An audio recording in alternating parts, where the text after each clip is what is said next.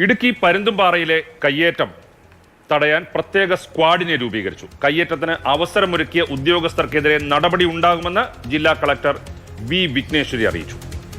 Mathrubhumi news വാർത്തയ്ക്ക് പിന്നാലെയാണ് ഈ നടപടി സ്വീകരിച്ചിരിക്കുന്നത്. ജെയിനസ് രാജു വിവരങ്ങളുമായിട്ട്. ജെയിൻ, ഇടുക്കിയിൽ പലയിടങ്ങളിലും ഇത്തരം കയ്യേറ്റങ്ങൾ പല ഘട്ടത്തിലുണ്ടായിട്ടുണ്ട്. ഈ നടപടി അത് കാര്യക്ഷമമായി മുന്നോട്ട് പോകുമെന്ന് പ്രതീക്ഷിക്കാമോ?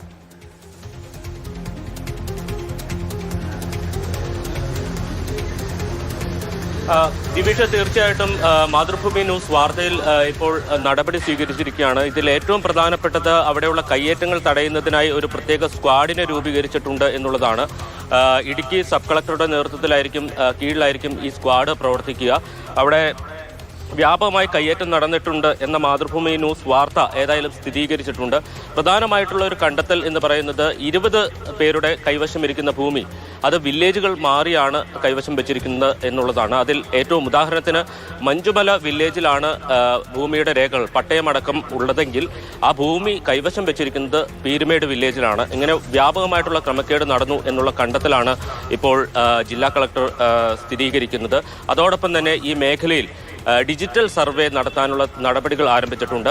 1 മാസം കൊണ്ട് 30 ദിവസം കൊണ്ട് ഈ ഡിജിറ്റൽ സർവേ പൂർത്തിയാക്കും. ഈ ഡിജിറ്റൽ സർവേ പൂർത്തിയാകുന്നതോടുകൂടി തന്നെ ആരുടെ കൈവശമാണ് ഈ വ്യാജപട്ടയങ്ങൾ ഉപയോഗിച്ചുള്ള അല്ലെങ്കിൽ ഭൂമി അനധികൃതമായി കൈവശം വെച്ചിരിക്കുന്നത് എന്നടക്കമുള്ള കാര്യങ്ങളിൽ വ്യക്തത വരും എന്നുള്ളതാണ് കളക്ടർ വ്യക്തമാക്കിയിരിക്കുന്നത്. അതോടൊപ്പം തന്നെ മറ്റൊരു കാര്യം, ഈ തരത്തിൽ കയ്യേറ്റത്തിന് ഒത്താശ ചെയ്യുകയും അതിന് വീഴ്ച വരുത്തുകയും ചെയ്ത ഉദ്യോഗസ്ഥർക്കെതിരെ നടപടി ഉണ്ടാകുമെന്നും ജില്ലാ കളക്ടർ വ്യക്തമാക്കിയിട്ടുണ്ട്.